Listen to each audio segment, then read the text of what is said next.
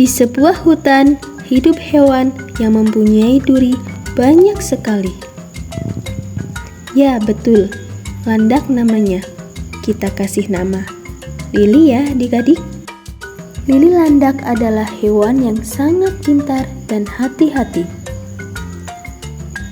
Di siang hari, landak biasanya tidur di bawah semak atau di dalam lubang tanah yang nyaman. Mereka lebih aktif pada malam hari, saat suasana hutan mulai tenang. Lili landak suka mencari makan seperti serangga, cacing, buah-buahan, dan tanaman kecil.